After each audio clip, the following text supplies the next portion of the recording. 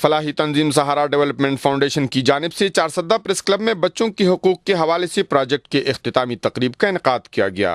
اختتامی تقریب میں تنظیم کے ایگزیکٹو ڈائریکٹر قمر حیات، پروگرام منیجر محمد رفیق اور پروجیکٹ کوآرڈینیٹر زرین خان سمیت ایڈیو محکمہ تعلیم Jahangir Khan, Aqeel Anaz, district officer child protection unit Gohar Jamal, سماجی اور بچوں کے حقوق پر کام کرنے والی تنظیموں کے نمائندوں نے شرکت کی۔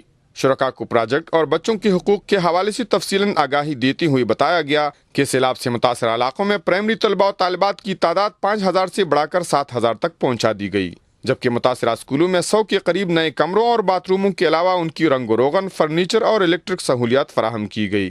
پروجیکٹ میں بچوں کے حقوق بارے آگاہی دینے کے لیے 25 یونین کونسلوں میں کمیٹیاں بنائی گئی، جبکہ 6000 بچوں میں اسکول یونیفارمز، بیگز اور درسی مواد تقسیم کی گئی۔ بچوں کے لیے صاف پانی کی فراہمی سمیت نصابی اور ہم نصابی سرگرمیاں جاری رکھنے کے لیے سہولیات فراہم کی گئی۔ شرکاء نے بحث کے دوران محکمہ تعلیم کے حوالے سے اپنے تحفظات کا اظہار کیا۔ تقریب میں مشترکہ فیصلہ کیا گیا کہ بچوں کے حقوق کے حوالے سے محکمہ تعلیم پر مزید ذمہ داریاں ڈالی جائیں تاکہ بچوں کا مستقبل مزید بہتر ہو۔